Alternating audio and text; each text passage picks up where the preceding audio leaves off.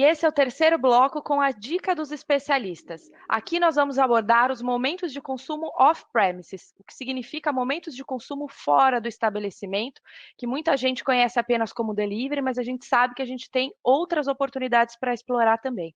A primeira pergunta que eu vou deixar para os especialistas é: com a migração, então, dos consumos dentro do estabelecimento para fora do estabelecimento, quais são as alternativas que vão compensar parte do faturamento? Camille, a gente tem várias oportunidades fora do local. Aí a gente está num momento onde está na hora da gente pensar exatamente nisso. O delivery é uma disrupção no food service, mas não é só o delivery que é uma refeição preparada dentro de algum local que pode ser consumida fora do local. A gente claramente tem oportunidades, sim, no delivery, mas também no pick-up, tá, de alguém ir lá retirar, no grab and go e no catering, que são as refeições para grupos ou para acima de 10 refeições para o mesmo grupo, ok? Então, só para organizar um pouquinho a cabeça, eu gosto muito de pensar nessa questão do off-premises, primeiro na questão de para que eu produzo. Eu, como estabelecimento, ou até como uma dark kitchen, uma cloud kitchen, para que eu estou produzindo? Quando eu produzo para alguém retirar para um take-out, essa retirada pode ser feita com uma pessoa vindo retirar no meu estabelecimento, pode ser inclusive um drive-thru, né? A pessoa pega através de um veículo, tá? Ou pode ser que eu entregue para alguém entregar isso para o meu consumidor, um motoboy ou até alguém da minha própria equipe. Tá? Então, essa é uma parte que é o produzir sob demanda, alguém ligou, pediu ou fez um pedido por e-commerce para que eu entregue depois. A outra questão é quando eu produzo para um grab and go, por exemplo, dentro de uma loja de conveniência. Eu já tenho que estimar o que aquele meu consumidor quer. E ele depois vai poder retirar, assim, pegar e vai embora rapidinho. É a metodologia ou o método mais rápido. Você realmente tira a angústia da pessoa, porque ela vai lá, pega e já vai embora. E o último, que é o catering, ele é um pouco mais planejado. Muitas vezes pode ser para reuniões de trabalho que a gente não vai ter por um período, talvez, né? Mas pode ser dentro de uma casa ou dentro de algum outro local, no hospital, enfim, que vai precisar dessa refeição acima de 10 pessoas. Então, isso é um pouco mais planejado, o operador pode trabalhar de uma maneira mais tranquila esses segmentos. Bom, e claro que a gente tem que se preparar completamente para o off-premises, porque muda tudo.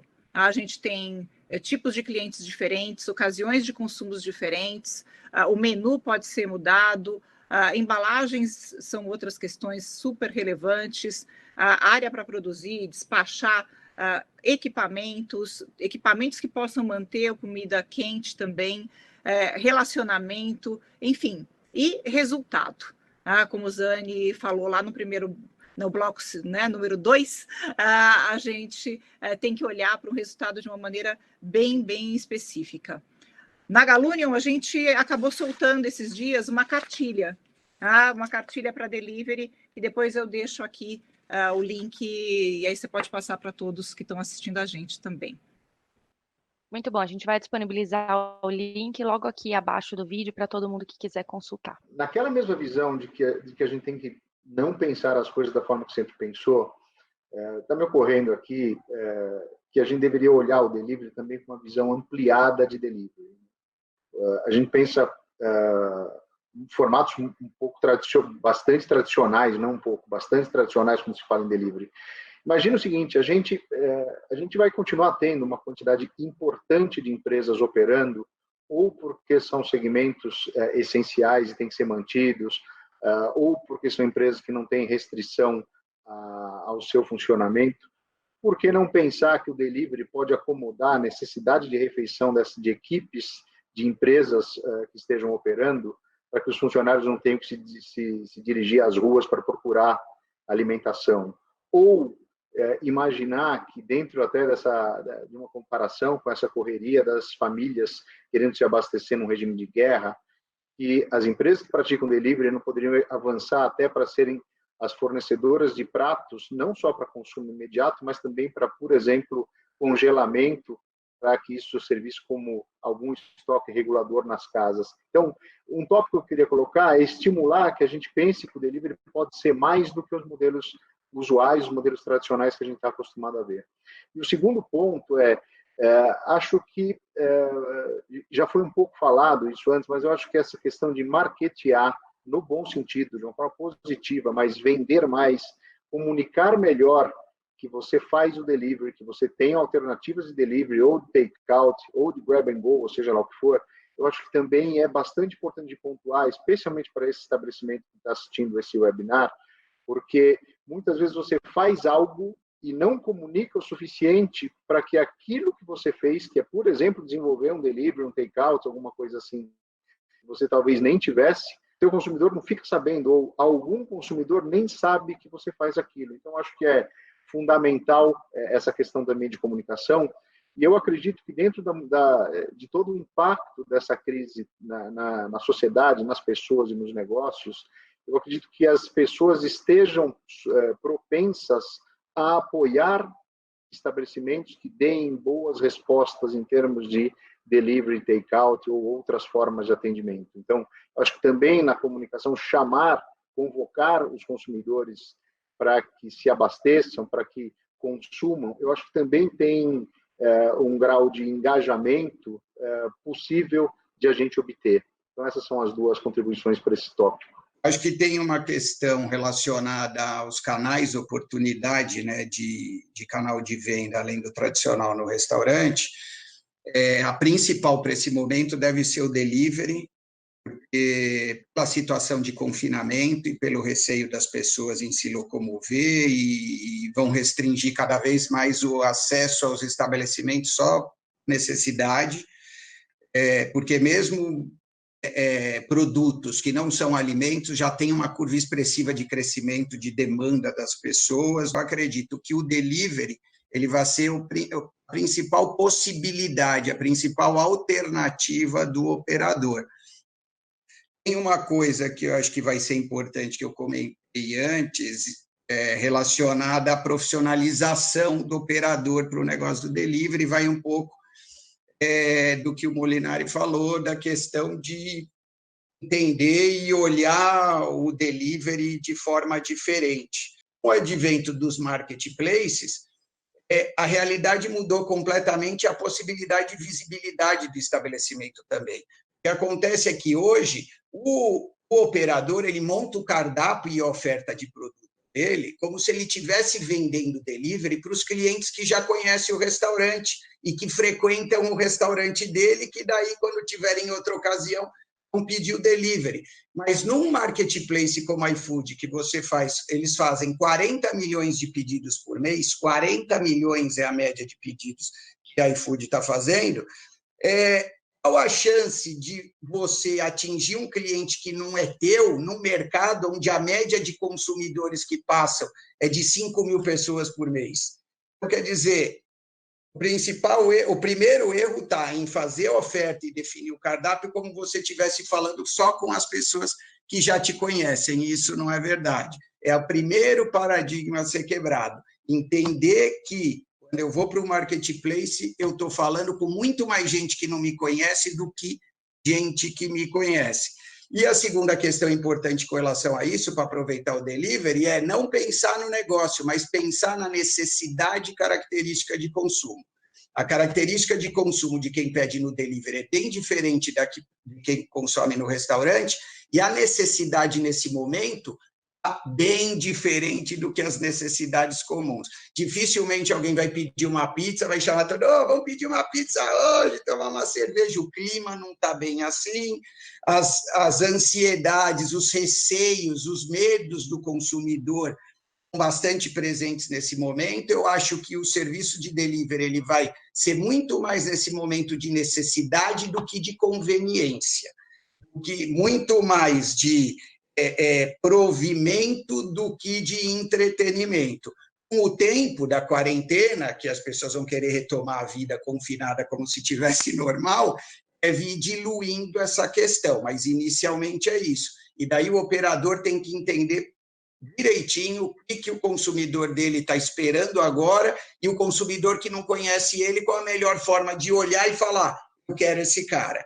Mas eu acho que tem também uma etapa da gente pensar como que a gente pode ser eficiente na estratégia desse mix de produtos. Porque eu acho que a gente precisa repensar esse mix baseado na lucratividade, né? Enfim, então como que eu escolho receitas e pratos que são mais rentáveis? Falando, né, a gente está num momento atípico, então eu acho que é esse espírito de como que eu rentabilizo mais. Então, isso eu acho que a gente precisa levar também para a escolha dos pratos e dos produtos que a gente vai colocar no nosso delivery. Então, acho que a gente precisa partir daí, então, olhar para a ficha técnica, olhar os pratos, produtos e receitas que têm melhor rentabilidade, claro que pensando também do ponto de vista do consumidor, o que é mais popular. E eu acho que também é importante para a gente definir esse mix, além de pensar em rentabilidade, pensar também que eu acho que as pessoas estão buscando mais conforto e segurança na comida. Então, acho que não é um momento de sofisticação, né? Apesar da gente entender que vai existir cada vez mais essa carência, né? Dependendo do tempo que se estender essa quarentena, essa carência por momentos de prazer, né? Que a gente está acostumado a ter no restaurante, por exemplo. A gente tem que levar isso para dentro de casa, mas tomando esse cuidado para a gente não sofisticar demais essa entrega, primeiro porque a gente encarece, a gente pode trazer uma complexidade para a operação que é desnecessária nesse momento em que a gente vai estar operando nesse espírito aí de guerra. Então, acho que só para a gente, antes da gente definir essa oferta, pensar em complexidade, pensar em precificação, e também nesse conforto que talvez, segurança que talvez o consumidor esteja buscando. Para proprietários de restaurantes que trabalham muito com pequenos e médios fornecedores, né, de produtos de hortifruti, enfim, de queijo, de tudo, uma coisa que pode ser muito interessante é trabalhar em parceria mais do que nunca com eles, para na hora da entrega da comida, entregar junto um cupom de desconto para compra online desses pequenos fornecedores, porque está todo mundo agora fazendo promoção online, isso é fato, porque as pessoas precisam desovar os estoques, principalmente de artigos perecíveis. Se você trabalha com eles, trabalha com alguém de iogurte, queijo, mel, carne, enfim, hortifruti mesmo, faz uma parceria, na hora que você entregar a comida, entrega junto um flyer de desconto para compra online nesse parceiro, porque isso não só é simpático para quem está recebendo a comida, como é útil. E é útil também para, nesse momento de crise, apoiar quem fornece a sua matéria-prima, né? Sem o qual o seu restaurante, seu bar não funciona. Então, se a gente pensar em questão de comunidade mesmo, né, socialmente, quanto mais a gente trouxer todas as pontas desse mercado junto para o consumidor final, melhor para todo mundo. Então, hoje, por exemplo, eu comprei comida e recebi um cupom de desconto num hortifruti orgânico que faz entrega de cestas. Daí eu falei, cara, por que foi a primeira vez que aconteceu isso, né? Por que isso não é mais comum? Porque está todo mundo procurando formas de chegar até o consumidor. E muitas desses pequenos e médios, principalmente os pequenos produtores artesanais de comida, tinham feiras gastronômicas, tinham eventos como essa ponte. E no momento de uma quarentena, obviamente, essas pontes não existem. Então, o proprietário do restaurante pode ser essa ponte. Inclusive, pode usar essa ponte como uma forma de desconto progressivo. Quanto mais gente compra, o maior volume de compra através dos vouchers, ele tem um desconto para compra no próprio restaurante. Enfim, existe uma oportunidade muito grande aí da gente fazer uma coisa que no dia a dia não se faz, que é estreitar a relação pessoal.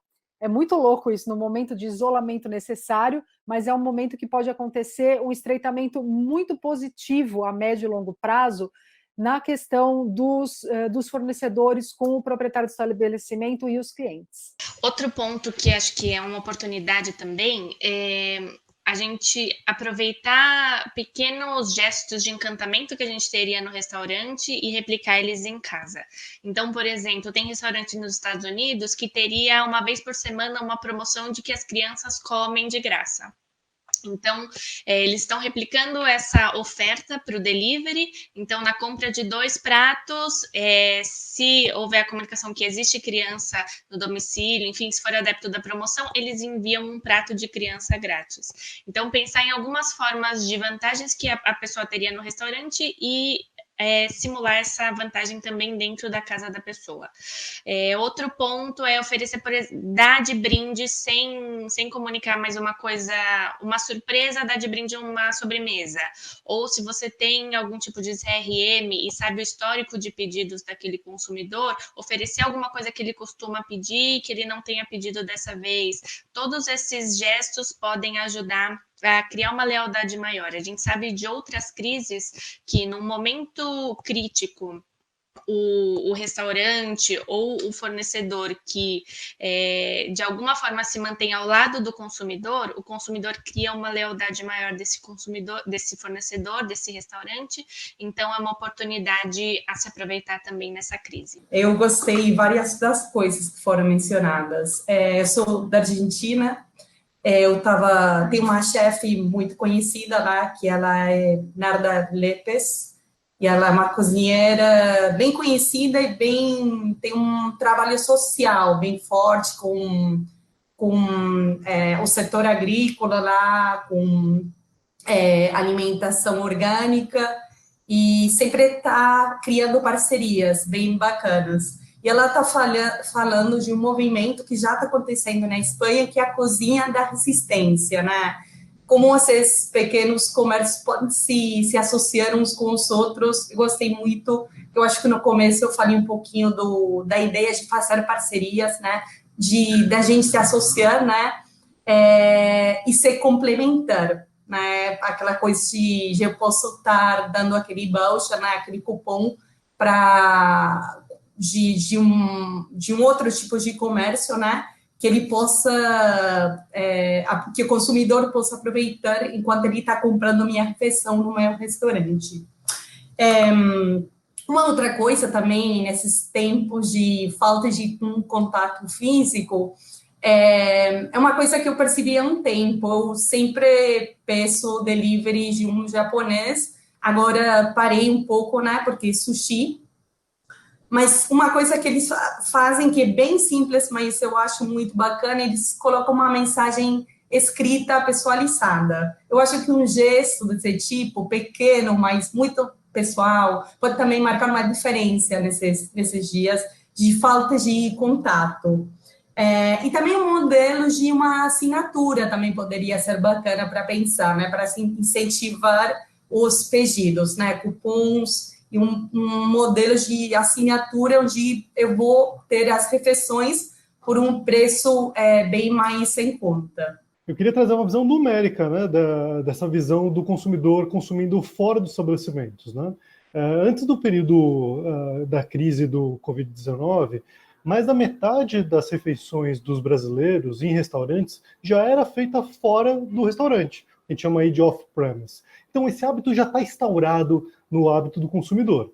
Claro que são refeições muito mais vocacionadas para os lanches, né? O lanche da manhã, o lanche da tarde e o lanche da noite. Então, a gente já tem um hábito dos brasileiros, de uma maneira geral, que representam mais da metade das refeições feitas pelos brasileiros, e que a gente pode e deve sim aproveitar esse hábito que já está instaurado na população. E claro, sim, a gente, nesse novo momento, né, do desafio da pouca locomoção das pessoas, a gente pode sim também tentar converter essas refeições, a outra metade das refeições que eram feitas nos estabelecimentos, para levar para dentro da casa das pessoas. Mas queria dar essa visão também de que essas refeições intermediárias, dos lanches, dos snacks, a gente pode sim e deve aproveitar isso que já era um hábito do brasileiro, a gente só tem que estar disponível e presente para aquele consumo. Ouvindo aqui os nossos colegas falarem, eu estou instigada aqui numa memória. Eu estive lá em Singapura agora recentemente, num fórum chamado O Futuro do Food Service. E lá, uma das frases conclusivas do evento como um todo foi que vai ter que se pensar se o restaurante vai querer ter presença de salão ou não. Isso quer dizer o seguinte, que as operações 100% delivery vão estar muito mais na pauta do nosso mercado. E os modelos são muitos e são bem diferentes do que são os tradicionais. E depois, Camille, eu vou deixar aqui para você um link onde eu coloco quais são os 8 modelos que hoje em dia a gente tem de operação 100% delivery. É muita diversidade, realmente pode gerar e pelo menos iluminar alguma ideia para alguém que esteja nos ouvindo. E lembrar de que talvez uma marca, se a marca for bem forte na região que se opera, talvez você possa fazer uma parceria com a sua padaria local, seu supermercado local, mercearia local, e colocar alguns produtos com a sua marca, bonitos, bem feitos, para que o consumidor encontre a sua marca ali pertinho, num grab and go também. Pegando o gancho do que a Simone falou, a palavra não saiu aqui até agora, que são as dark kitchens, né?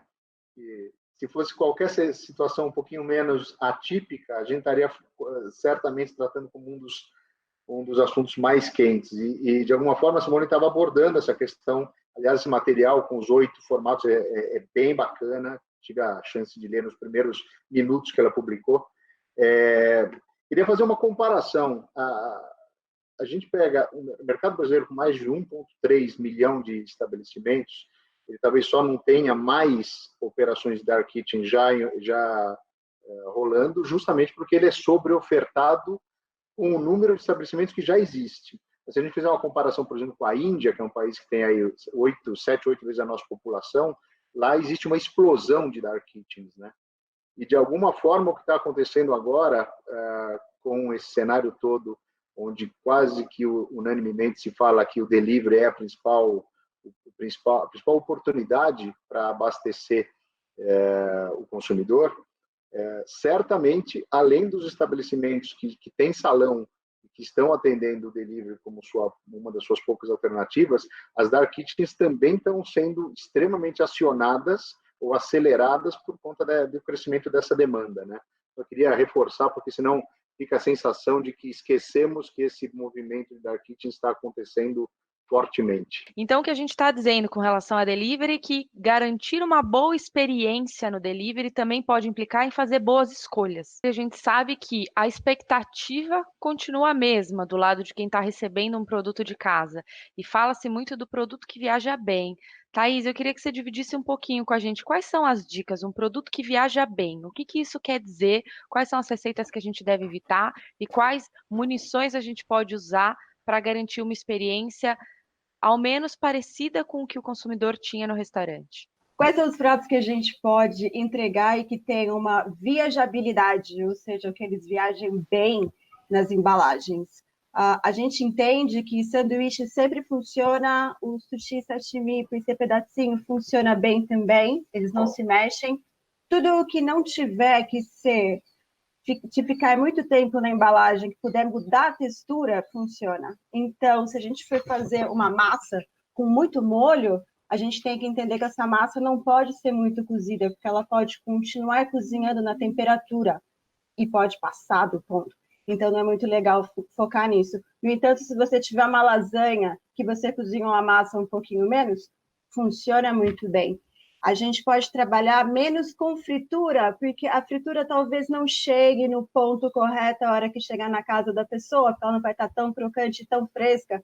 Uma vez que a embalagem esteja fechada, perde um pouco da crocância, não vai entregar o mesmo tipo de produto. O que mais que a gente pode fazer? Qualquer coisa que tenha molhos funciona, e a gente pode colocar o molho separado, o que possibilita dentro de casa uma experiência que você poderia ter no restaurante. Então, se o seu cliente que ia no restaurante está pedindo em casa, por que não ter um molho que você vai colocar separado e finalizar em casa para ter uma experiência não mais gourmet, mas menos caseira? Um outro ponto é que a gente tem o foco no oposto disso, que seriam nas comidas mais caseiras, as pessoas estão trabalhando mais em casa, e que a gente pode juntar as que viajam bem, como os brasileiros comem, os PFs, as marmitas, em porções maiores, que a pessoa pode comer num dia e depois no outro, e também você oferece a sua operação para ficar tudo mais facilitado. Então, uma vez que você passa o arroz em maior quantidade, ou o feijão, ou o picadinho, ou esses pratos tradicionais de PF, você faz uma vez só e entrega muito mais, facilita a operação para você e para quem recebe. Acho que é isso. Alguém gostaria de complementar a resposta da Thaís? A gente tem uma experiência na nossa cozinha, a gente tem uma cozinha de teste onde a gente faz muitos testes e principalmente para delivery nos últimos tempos, porque esse mercado vem crescendo, como o próprio Eduardo disse. E o que eu dou de conselho é testem mais de uma forma ou de finalizar ou de fazer o preparo desde o início, testem mais uma forma nos equipamentos de cocção.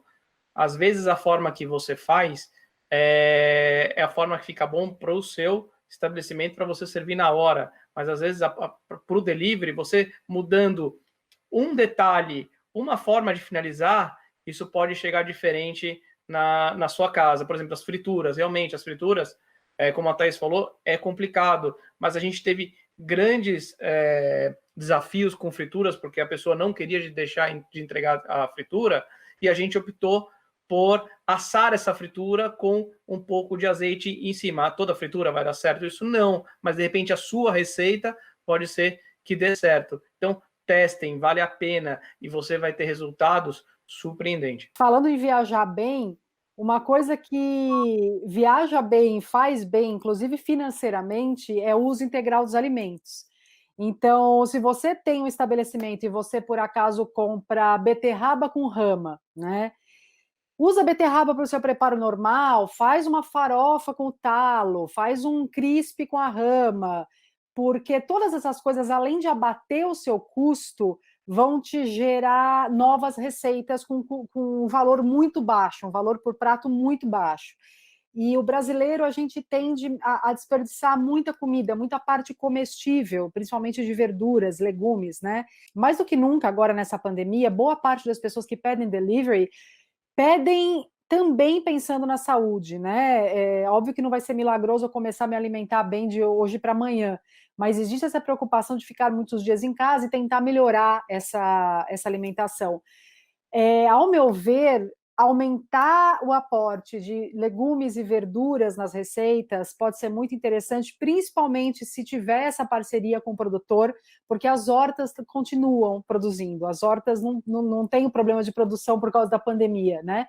E elas precisam dar vazão a isso também. Os proprietários, os pequenos proprietários de terra e tal, e produtores precisam dar vazão a isso. Então, pense em pratos, em pelo menos uma receita ou duas receitas do seu menu que tenham um aporte maior de verduras e frutas e legumes, inclusive pensando quando a gente fala do Sudeste, mais do que em outras partes do Brasil, na porcentagem de vegetarianos que está crescendo cada vez mais, né? Então, se você vai vender só os best-sellers do seu restaurante, crie pelo menos, ou dois pratos que podem não ser do seu menu tradicional, mas que sejam vegetarianos, né? Para dar oportunidade, para ser um menu mais inclusivo.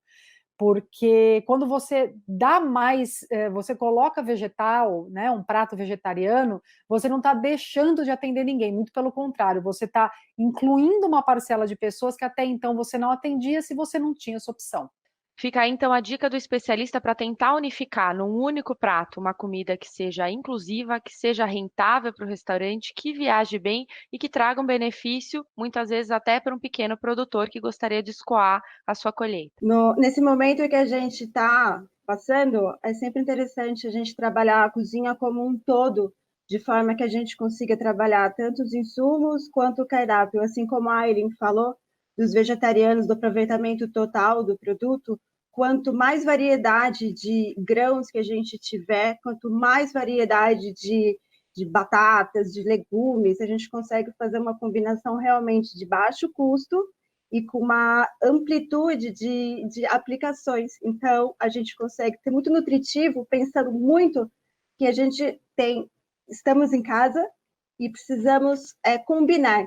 Então, a gente vai conseguir fazer com que tudo que receba chegue para o dia seguinte e que você possa fazer para o dia seguinte também. O que você receber hoje, você vai combinar um cardápio caseiro como você faria, só que sem tanto problema. Na visão de vocês, quais são os cuidados a serem tomados para garantir uma boa experiência no delivery, que, claro, não replica exatamente a experiência que é oferecida dentro do restaurante, mas com certeza existe aí a necessidade de um cuidado na escolha do menu que viaja bem, que não traz uma grande complexidade para a operação. Eu queria entender um pouquinho a visão de vocês em relação a esse tema. Me permite eu começar falando, Camille? Toda vez que a gente fala em delivery, até nós que não somos os operadores mesmos, e aqui na nossa plenária a gente viu que a tônica foi sempre muito voltado para o produto em si. Mas vamos pensar o que vai acontecer, usando o que o Zani falou, de uma questão maior, que é um confinamento. O confinamento ele vai te colocar numa situação de estresse emocional muito grande. Você vai sentir saudade do lugar que você frequenta, você vai sentir saudade, às vezes, de se relacionar com o garçom, com o maître, com o chefe de cozinha ou com o dono do restaurante. A gastronomia, ela embute em si toda uma relação afetiva, emocional, não apenas com a comida, mas sim com todo um contexto que envolve um dos ingredientes que é o prato. Então, o que eu tenho provocado os clientes aqui é pensar no delivery não apenas como comida, mas por que eu não posso estender um pouco do meu salão para dentro da casa das pessoas? Então, deixa eu colocar um ponto diferente, vai. Eu estou preocupado em servir, por exemplo, aquele espaguete à bolonhesa que é o meu carro-chefe. Será que eu não posso ter uma experiência diferente onde eu gravo um vídeo e aí eu vou para um online e eu vendo o molho à bolonhesa e o cliente faz a cocção do macarrão na casa dele e ele acaba se relacionando de alguma forma com aquela experiência que ele está buscando quando ele vai ao meu salão. Então, quando eu penso em delivery e a gente pensar um pouco fora da caixinha, esse momento eu acho que é excepcional para isso, é para eu pensar como que eu me relaciono afetivamente com o delivery. Eu acho que eu não tenho capacidade para ensinar um dono de restaurante que opções viajam melhor ou pior. Ele sabe que prato é mais gorduroso, que tipo de embalagem vai aderir mais umidade, que tipo de prato que vai continuar em cocção naquela hamburguera que eu estou utilizando. O pessoal sabe isso aí. Eu posso colaborar com opções, mas quem está no dia a dia, ele sabe mais do que eu isso aí. Mas o que me preocupa, e eu falo com os meus clientes, por que você só entrega um prato para o cliente? Por que lá dentro da casa dele, ainda mais agora, você está ausente? Ele está com saudade de você. Sabe por que o cara é teu cliente? Porque ele gosta de você, daquilo que você oferece como um todo para ele. Eu faria, inclusive, talvez um guardanapo que imitasse a toalha da minha mesa, para que esse cara tivesse o máximo possível, dentro das poucas possibilidades, a relação afetiva com aquilo que ele consome no meu salão. Então, para mim, delivery, tem mestres aqui que eu não sou entendido nessa cadeia, mas o que eu acho que falta para o delivery é colocar alma no delivery. O delivery é muito tratado como uma planilha de Excel, como rentabilidade, CMV, estrutura outra, etc. Tudo isso tem que ser feito, eu não estou desprezando, por favor. Eu só quero colocar um ingrediente nisso. Vamos colocar alma? Porque comida é alma, gente. Animal que come sem alma, nós nos relacionamos. Eu quero me relacionar com o chefe de cozinha do restaurante que eu frequento. Então eu estou provocando. Por que você não me ensina a fazer o molho? Todo mundo quer cozinhar como um chefe. Você agora não entra na minha casa e eu estou aqui com a minha panela vendo você me ensinar a cozinhar. Será que isso não é delivery também? Na minha concepção é. De uma forma muito mais estendida, tocando na alma do negócio da gastronomia, só para finalizar, Camille, que é a experiência, que é a relação afetiva que eu tenho, não com aquele prato de comida, porque daí eu estouro uma pipoca no micro-ondas, mas com todo o negócio da gastronomia. Então, a gente vai lançar aqui o desafio do delivery. A comida já está viajando, agora a gente quer fazer a experiência viajar também. Fica aí uma provocação para os nossos operadores. Gostaria de saber se alguém quer complementar a resposta do Oséias. O Oséias tem razão com relação a isso, porque gastronomia não é comida, o alimento ele é um dos elementos componentes da experiência do food service. A questão com relação ao delivery, como a gente comentou anteriormente, ele ainda é um mercado, um segmento em amadurecimento e no caminho da profissionalização. Há um tempo atrás, nem embalagem, nem opção de embalagem tinha. não tivesse condição de fazer embalagem própria, não tivesse escala para isso, mandava comida para a casa dos clientes naquela quentinha tradicional de alumínio com aquela tampa. Muito restaurante conhecido, tradicional, de comida consagrada, chefe renomado, passou anos fazendo isso. Primeiro, o mercado não estava pronto para oferecer soluções que pudessem levar o assunto para essa linha que o Oséias está abordando, e nem o operador tinha entendimento, nem vivência do canal, nem referência para poder entender que isso era oportunidade, uma necessidade do negócio, uma forma de diferenciar ele com relação aos outros. De um tempo para cá, passou a ser mais comum a gente ver uma experiência diferenciada no delivery com relação aos pratos e oferta de produto. E esse movimento saiu dos restaurantes de gastronomia mais renomada. Tem até na iFood hoje uma plataforma só para restaurantes premiados. E daí hoje esse cara consegue entregar valor agregado, gastronomia assinada, ele tem embalagem adequada para isso, consegue fazer a logística de forma apropriada, é uma logística dedicada, ele consegue utensílio, fazer o mise-en-scène, né, da refeição e deixar de ser comida para ser isso. A tendência é que isso pegue mais e os operadores entendam a importância que isso tem, a relação emocional do alimento, como o Oséias também mencionou, como ele vai ter mais condição, vai ter mais benchmark, vai entender melhor essa questão, a tendência é que a gente veja com mais frequência esse modelo de trabalho. E daí eu acho que a crise que a gente está vivendo agora vai contribuir com isso, porque, de novo, a necessidade do consumidor e a característica de consumo, que vai mudar bastante agora nesse período, vai demandar. E o operador que está olhando o negócio o tempo inteiro vai perceber isso e a gente vai ter muita iniciativa. Como esse mercado é um mercado que se profissionaliza com benchmark, cada um que faz uma coisinha, o outro vê e faz também, e assim a gente vai se desenvolvendo. No momento que você achar apropriado, eu montei uma listinha de coisas relacionadas ao produto que eu acho que é legal a turma saber e que vai fazer diferença na hora de estabelecer o formato de trabalho no delivery. Então, uma das coisas que eu coloquei, promoções para todos os dias. Para o operador lembrar que não tem mais day part, né? Aquela questão de eu fazer a promoção de segunda a quarta-feira não faz mais sentido, porque está todo mundo em casa todo dia. Dia de pizza não necessariamente precisa ser sábado e domingo. A segunda-feira vai ter a mesma relevância no calendário do cara do que o domingo. Acabou, não tem mais referência de tempo. As promoções não precisam mais ser limitadas a dia da semana específico. Combinações de refeições completas individuais. Vai ser super importante isso, porque a tendência das pessoas que estão junto convivendo vai ser de variar cardápio. E as plataformas, cada um vai querer de coisas diferentes daqui a um tempo, porque vai todo mundo enjoado de várias coisas e as opiniões, as divergências vão começar a ter um peso maior na hora de escolher o delivery. Então, as opções individuais vão começar a fazer diferença nisso. Combinações familiares, daí entregando custo-benefício bom. O cara saber, bom, tá papai, mamãe e filhinho, o que eu peço que todo mundo come e fica feliz num custo-benefício bom que me permita recontar. Que seja na balança que eu faço do quanto eu estou disposto a gastar, a conta não fique fácil de fazer no sentido desproporcional do que ele gastaria para fazer em casa versus o que ele vai pedir no restaurante. Opções para crianças e para o vovô e para a vovó. Está todo mundo confinado. A criança está lá, eu tenho um filho de 4 anos, eu sei o que é. Se eu peço num lugar que tem uma opçãozinha para ele, isso daí determina a minha escolha.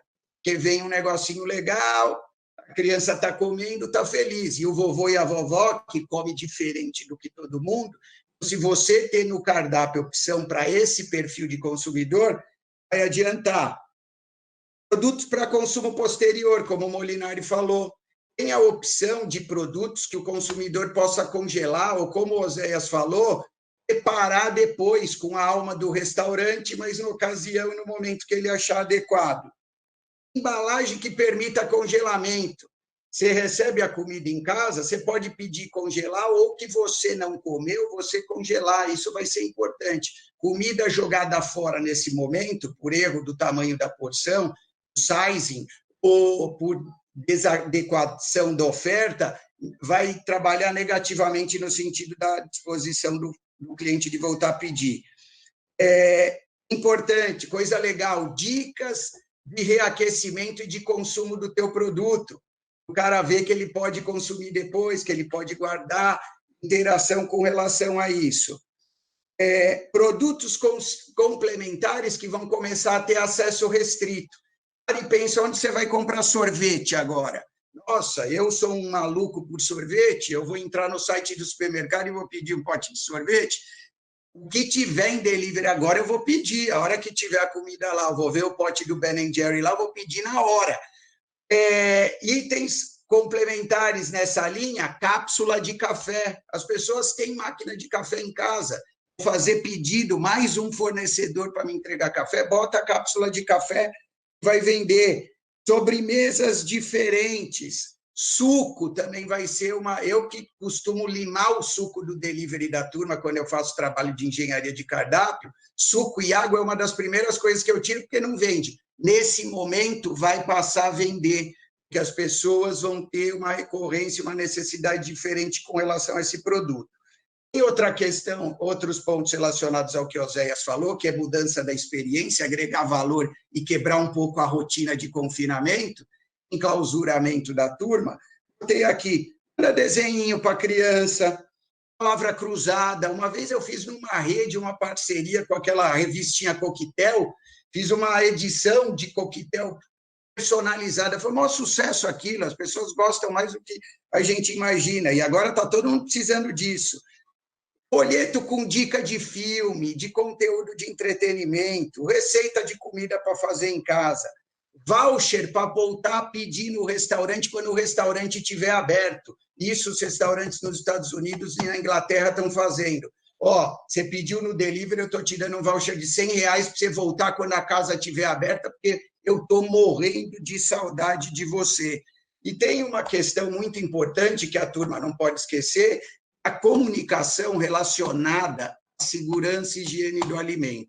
Eu tenho visto, é comum, o pessoal não está usando rede social para comunicar o que é importante nesse momento. Não adianta ficar só pondo foto de comida bonita. Tem que ajustar a oferta com exemplos como esses que eu dei, postar isso na rede social, colocar o link do delivery no Instagram, que o cara possa clicar lá e já ir para a plataforma de delivery, e colocar informação que deixe o cliente tranquilo com relação às precauções que ele está tomando no estabelecimento, de higiene dos funcionários, das embalagens, método de manuseio, os insumos e parceiros fornecedores que ele tem. Tudo isso dá segurança e vira fator determinante na escolha do cliente. Não tem ninguém falando disso, as pessoas falaram disso da experiência no restaurante, mas não estão falando isso no delivery. Daí toda hora a gente me pergunta, Osane, se chegar um motoqueiro espirrar naquela sacola plástica e eu pegar na sacola, minha família inteira morre. Não, calma, tem assim, tem esse jeito para fazer, esse jeito. Os operadores não estão pensando ainda nisso, e isso, nesse momento, é fundamental. Quem acertar na comunicação com relação a esses aspectos, além da oferta do produto, e usar o canal adequado, vai ter uma diferenciação com relação à concorrência. O que me faz decidir se eu vou ou não pedir um delivery nessa época, nesse momento de quarentena, de isolamento, é não só eu gostar da comida do restaurante, como ter certeza de que os funcionários estão sendo bem cuidados, né? A gente quer, obviamente, uma comida sadia no sentido sanitário, mas eu, como consumidora, e acho que isso se estende a muitas pessoas também, eu quero ter a certeza de que no restaurante estão trabalhando o mínimo de funcionários possíveis, os funcionários que têm transporte próprio ou que está sendo pago Uber para esses funcionários irem até o restaurante, porque a gente está no momento realmente de preocupação pessoal e social com todo mundo que está envolvido nessa pandemia de coronavírus, né? E quando se fala de comida, mais ainda. Então, aconselho mesmo os donos de restaurantes, de bares que ou sempre fizeram, ou começam agora a fazer delivery, a comunicar através das redes sociais, seja com fotos, pequenos vídeos no Instagram, o bastidor dessa cozinha, né, para ter uma relação mais próxima com o seu cliente, uma relação de confiança que, de novo, vai ser construída agora, mas vai durar por muito tempo depois que essa crise passar. Eu acho que é legal comentar o seguinte: nos últimos anos, a gente colocou muita energia discutindo com os operadores sobre experiência de consumo. Dezenas de vezes os caras falaram, tá bom, experiência de consumo no salão, no atendimento no restaurante, ok. Agora, o que é experiência de consumo no delivery? E aí a gente tem que, obviamente, entrar num monte de coisas. E aí, a sensação que eu tenho, assim, eu só senti, como você mesmo falou, difícil completar a lista do Zani, mas pensando no delivery de uma versão, numa forma mais 360 graus, eu sinto falta de comentar sobre o primeiro elemento dessa experiência, que é a informação para compra, que é o processo de compra. Então, como é a informação que está disponível para o consumidor, o menu que está disponível para ele, como ele está apresentado, seja num marketplace de delivery, seja no velho e bom telefone, seja no aplicativo próprio, seja lá onde for. Eu acho que tem que ter um cuidado inicial, que é a porta de entrada para chegar ao pedido, porque quase que todas as coisas que a gente falou até agora partem de um pedido.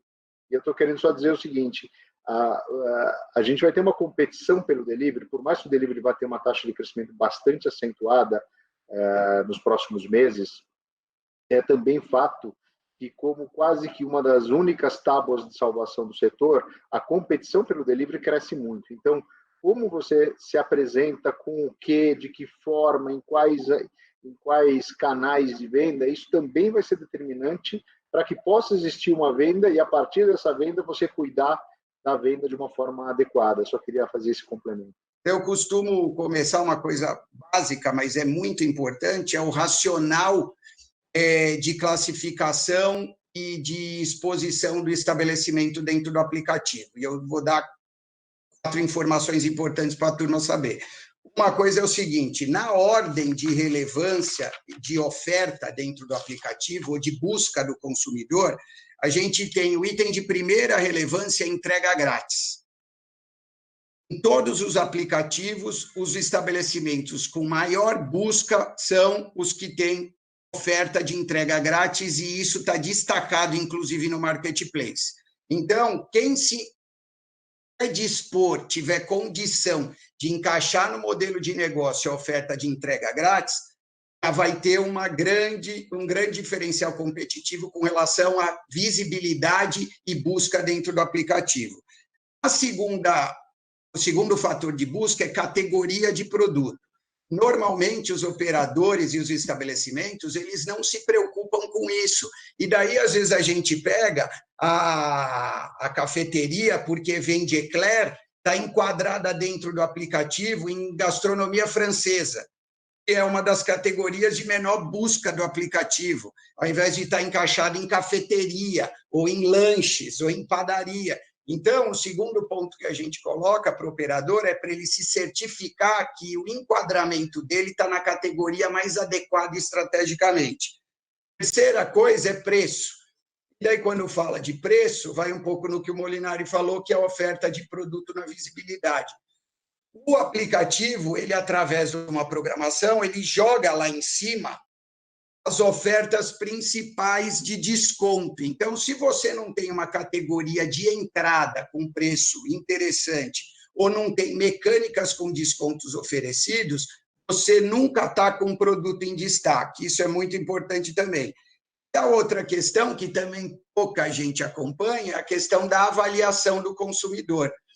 O aplicativo, ele tem uma programação que faz com que a avaliação classifique por ordem o estabelecimento. Isso é feito com uma média dos últimos 60 dias. Quer dizer, as notas que você tem ruins Depois, para você recuperar e diluir essas notas ruins com notas boas, é muito complicado e costuma levar muito tempo. Então, é uma questão que o operador tem que estar vendo o tempo inteiro, tem que estar identificando as oportunidades com relação à reclamação de cliente nota baixa, fazer contato com o cliente para, quando ele responder, esse critério fica com peso mais leve e não atrapalha tanto a classificação dele. Em alguns casos que o próprio marketplace serve como intermediador, tem denúncia quando essa classificação foi feita de maneira errada ou por um concorrente. Quer dizer, essa questão da avaliação é muito importante, e esses 4 critérios juntos, ele faz a diferença do operador ter muita visibilidade ou pouca dentro do marketplace, que é o primeiro passo da experiência do delivery, como o Molinari falou. A discussão está ótima e veio a mim assim 3 questões para a gente ficar na cabeça. Primeiro, Oséias, eu achei maravilhosa a sua colocação, a colocação da questão da hospitalidade e da parte do serviço. Me veio na cabeça, sabe, aquele garçom predileto fazendo vídeo e colocando nas mídias sociais e, de repente, falando assim, olha, compra aqui embaixo, aqui eu tenho um link, e aí levar depois para o marketplace. Mas o que isso fundamentalmente me leva é o seguinte, a gente tem que mudar a estratégia de produto para o nosso cliente. O que o cliente está precisando? E como é que eu vou entregar as coisas que ele está precisando, sabe? No final das contas. A segunda questão, eu me lembrei, eu escutei ontem um psicólogo, que ele é especialista na área de alimentação. Ele, na verdade, estudioso, chama Paul Rozin, e ele falando sobre a psicologia da alimentação nesse momento. E o que ele põe para a gente é que, com o medo, tende-se a vender mais alimentos que sejam comfort food, coisas confortáveis, que me remetam a situações muito familiares, os eternos favoritos. Então, acho que esse é um ponto para a gente lembrar justamente que a gente está numa ocasião completamente diferente, pensando justamente no nosso cliente. Outro ponto, então, último, é falar sobre a questão que o Oséias também colocou, que é a questão do amadorismo. Então, não vamos ser amadores ou precipitados nesse momento. Teste o que você vai estar colocando para o seu consumidor. Teste de várias maneiras, veja se viaja bem, veja se você precisa ajustar um pouquinho a receita, colocar um pouco mais de molho, enfim, teste com as outras pessoas até esses elementos de hospitalidade, se estão funcionando, se fazem sentido para a tua marca, estão levando uma experiência bacana. É isso que eu queria contribuir. Eu acho que o empresário de food service ele tem um produto na mão que é diferente de outros setores. Ele está dentro da casa do consumidor. Ele está dando experiência para o consumidor. E nessa hora tão difícil, eu acho que toda experiência, e a gente vai ter menos experiência agora dentro de casa, acho que toda experiência vai ser muito importante para esse fornecedor. E quem estiver junto com o cliente, quem estiver junto, né, com o empresário, estiver junto com o seu cliente dentro da sua casa, isso vai fazer a diferença. E eu tenho certeza que esse cliente, o empresário fazendo parte dessa crise desse cliente, ele vai conseguir manter essa clientela, ele vai ser importante para que no depois esse cliente dê esse valor àquele empresário que, de uma forma humana, de uma forma, seja com cuidado de um alimento, seja com um recadinho que ele deu, eu tenho certeza que esse cliente vai lembrar e isso vai ficar muito marcado. E depois é consequência do que você fez na crise.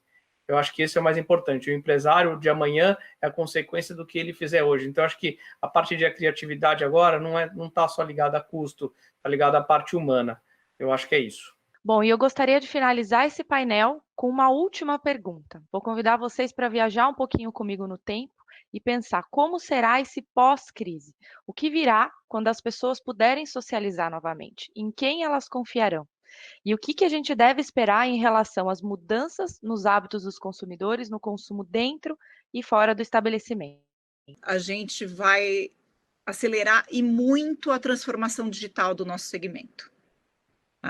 Sem precedentes também o aspecto de colaboração. E aqui a gente vai se embarcar nas competências novas que a gente precisa de uma maneira muito, muito mais rápida. A gente ter espírito crítico, a gente se comunicar melhor, a gente colaborar e a gente ter muita criatividade. Eu costumo dizer que são os 4 Cs que a gente vai precisar usar e muito nesse momento. A hora que a gente olha do que vai ficar, certamente muita coisa vai mudar.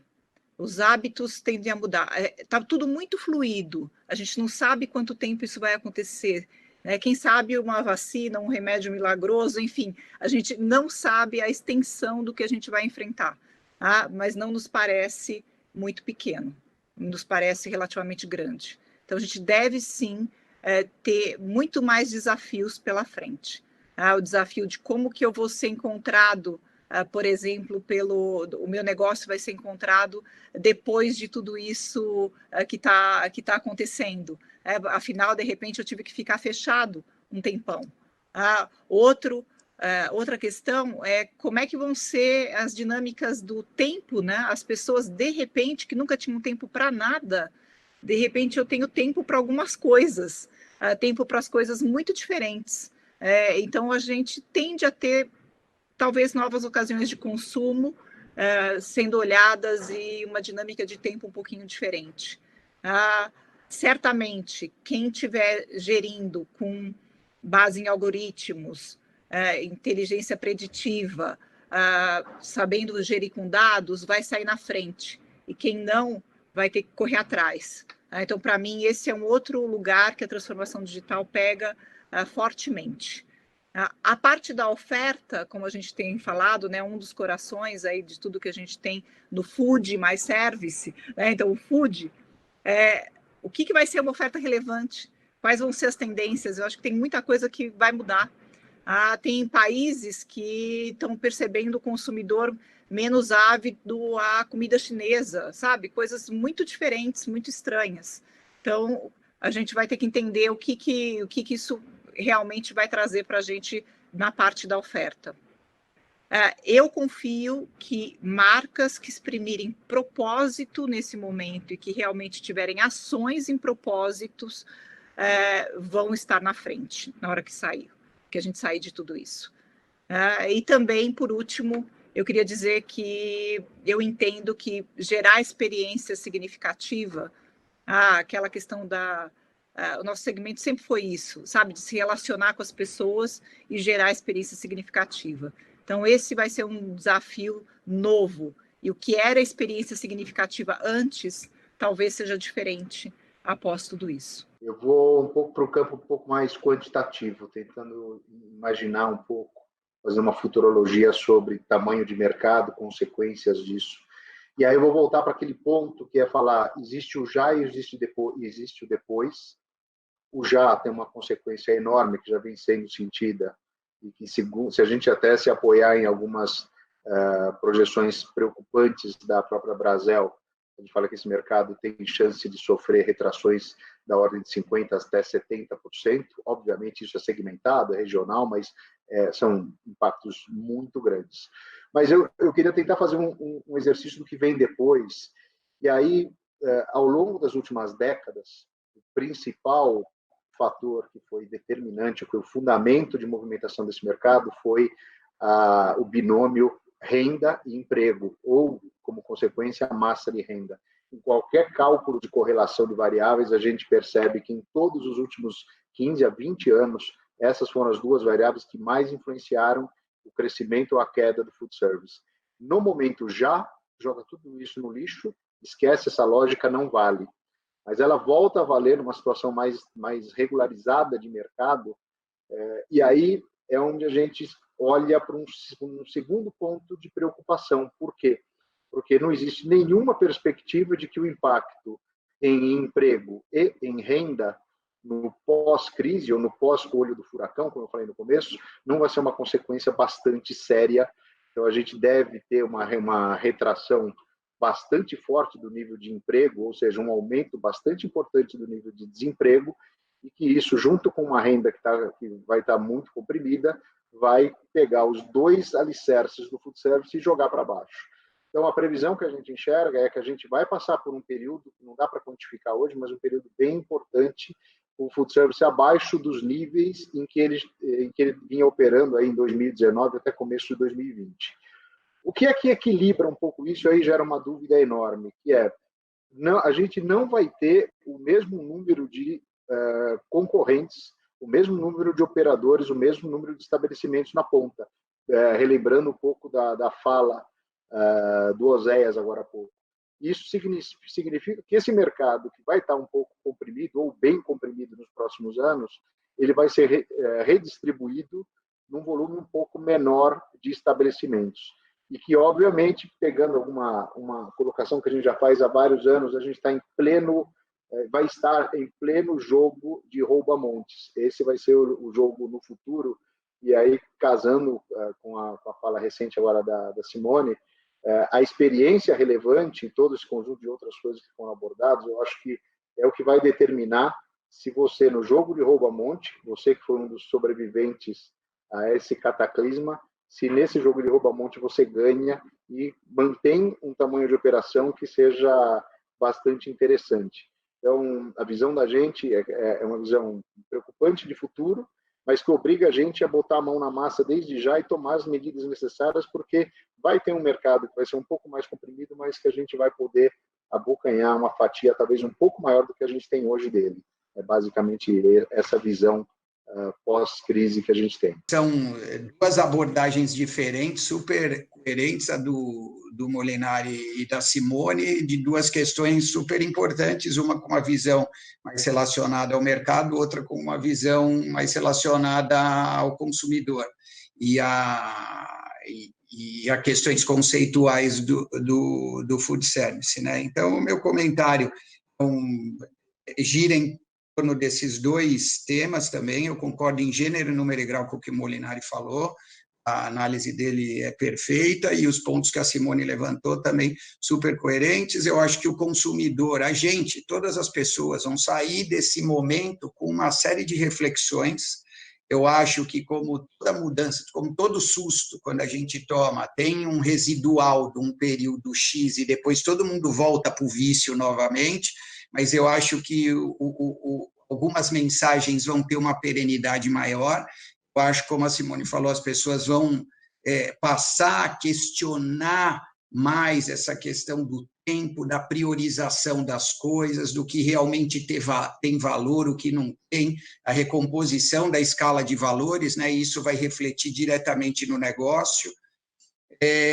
Eu acho que a questão da sustentabilidade, que já é um assunto que está em pauta há algum tempo, vai ganhar relevância, ainda não está ganhando, mas em algum momento, a hora que a crise estiver abaixando mais, vai vir à tona questões relacionadas a isso, porque todo mundo vai ver o quanto as nossas férias vão ter feito bem para o planeta e quanta coisa boa vai ter acontecido pelo fato do ser humano estar presinho em casa durante um período. E a predisposição do mercado com relação à necessidade de inovar, a necessidade de mudar, a necessidade de se desenvolver, a necessidade de estudar. Esse é um mercado onde os operadores não investem muito em aprendizado, em conhecimento, em crescimento e desenvolvimento técnico, e eu acho que muita gente vai ver a importância que isso tem, vai estar mais aberto para um monte de coisa que normalmente são resistentes, entre elas a tecnologia, como a Simone levanta. Passando essa crise, espero que ela não seja tão longa quanto a gente acha, que ela chegue bem rápido. Eu espero que a gente consiga pensar não mais enquanto pessoas, mas enquanto comunidade. Os restaurantes, eles não são só para alimentar, eles estão juntando as pessoas, eles servem como uma parte social muito importante. O social não é cuidar só do cliente, não é cuidar só da operação, é cuidar do sistema como um todo, da cadeia como um todo. E acredito que depois disso a gente vai estar todos muito mais unidos para que possamos ter um sistema integrado, saudável, que as pessoas se ajudem e que a gente consiga desenvolver comida, receita, para que todos estejam não só bem alimentados, como bem nutridos e sempre com parcerias que possam ter ganho para os dois lados, para que todo mundo possa crescer junto. Mari? Eu acho que a gente pode pensar em 2 momentos da recuperação, logo após a crise passar, que as pessoas vão retomando aos poucos, e aí acho que o canal que vai mais crescer é o delivery, e aos poucos elas vão retomando entrar nos restaurantes e viver a experiência de estar no restaurante de uma forma tranquila e sem preocupações, mas nesse primeiro momento, ela vai estar mais aberta para o delivery sem tanta preocupação de higiene, e no segundo momento, ela vai querer aproveitar tudo que ela se privou durante esse tempo. Então, todos os encontros, toda a saída com a família, com os amigos, o happy hour, vai querer extravasar tudo que ficou represado durante esse período. Então, é legal os restaurantes fazerem desse momento ainda mais especial. Já vai ser especial estar de volta em companhia, com as pessoas queridas, mas o que o restaurante puder fazer para tornar esses encontros ainda mais especiais, vai ser uma grande vantagem. Essa pandemia vai servir, a hora que ela passar, obviamente, porque enquanto ela dura, ela é muito cruel com todo mundo, ela vai servir de um lembrete, de um ensinamento muito grande para o setor da restauração, que é principalmente a otimização de recursos, né? Quando eu falo otimização de recursos, é não desperdício de ingredientes, é gerir melhor equipes, é pensar muito melhor em todos os gastos. A gente, no geral, no meio da restauração, principalmente quando fala de restauração mais gastronômica, existe muita perda, né? Existe muita perda de ingrediente, muita perda de tempo, existe talvez aí um pouco de falta de eficiência na gestão. E o que esse momento vai ensinar, já está ensinando, é como a gente precisa olhar para todos os detalhes. Como um cardápio com 40 pratos no mundo de hoje já não faz mais sentido. Não faz sentido eu ter um estoque gigantesco em que eu vou abrir a geladeira e vou perceber que eu perdi, sei lá, 15, 20 quilos de carne, que meu vegetal já está murcho. Então, assim, eu acho que o período de crise ele vai ser muito bom para a gente pensar e dar valor a todas as pequenas coisas, inclusive, principalmente, aos ingredientes, assim, otimizar cardápios, ter cardápios menores, com uma gestão de restaurante mais simples, que a gente não jogue fora nada, porque, querendo ou não, é uma guerra, né? É uma guerra a um vírus, mas é um período de muita dificuldade, né? E dos períodos de dificuldade, depois que eles passam, nascem muitos ensinamentos. E eu espero que o ensinamento dessa crise seja a gente dar preferência a insumos que têm menos impacto ambiental, grãos, verduras, legumes, frutas, raízes, tubérculos, e não desperdiçar, porque no mundo de hoje é inaceitável que a gente desperdice comida, ainda mais no restaurante. Eu acho que depois da pandemia vai vir, eu acho também, concordo com aquela questão dos 2 momentos e de um processo, né, que vai acontecer aos poucos. Porque vai ficar um trauma, né? A gente está falando de guerra, porque exatamente a guerra contra uma doença. Mas assim que as pessoas fiquem um pouquinho mais estabilizadas emocionalmente, porque não é só a saúde física que está em jogo esses dias, a saúde emocional é fundamental. Então, uma preocupação maior pela saúde emocional, uma procura por ter mais encontros, a gente vai querer mesmo ficar mais na rua, né, comer na calçada, do lado de fora, né, sentir o ar na cara, no rosto, e o consumo responsável que a gente está falando, isso vai ser um aprendizado bem grande para a gente, que a gente vai ter, né, aquela coisa de, parece um clichê, né, mas não é dar valor para aquelas questões mais pequenas.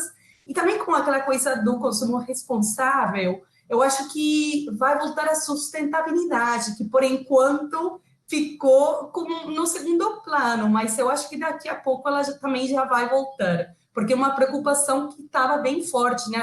Os single-use plastics, né? Os plásticos de uso único, que a gente está usando agora porque é uma opção viável, conveniente, que funciona. Isso não é uma coisa que vai ficar para sempre. Eu acho que tem várias projeções, né, do que pode vir nesse pós-crise, pós-pandemia. de mudança de comportamento.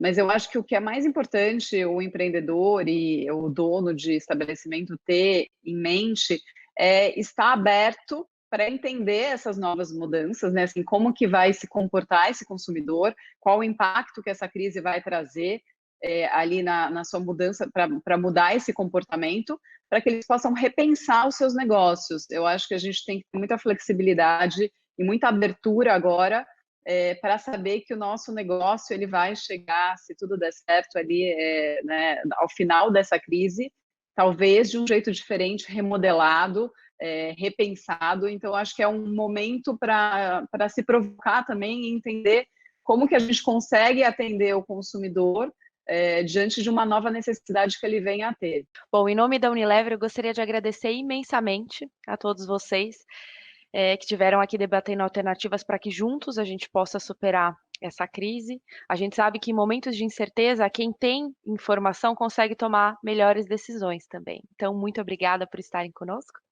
Para quem nos assistiu, a gente reafirma o nosso propósito e seguiremos dando todo o suporte para os nossos clientes através das nossas plataformas digitais. Vocês vão encontrar os links para essas plataformas aqui embaixo no vídeo. A gente sabe que as mudanças no nosso segmento depois dessa crise serão significativas e vão exigir que a gente trabalhe de uma maneira diferente do que a gente estava acostumado a trabalhar. A gente espera que agora você tenha mais informação e conhecimento para tomar a decisão que faz mais sentido para o seu negócio. Em breve, a sua cozinha estará a todo vapor. Até lá, conte com a gente. Obrigada e até a próxima.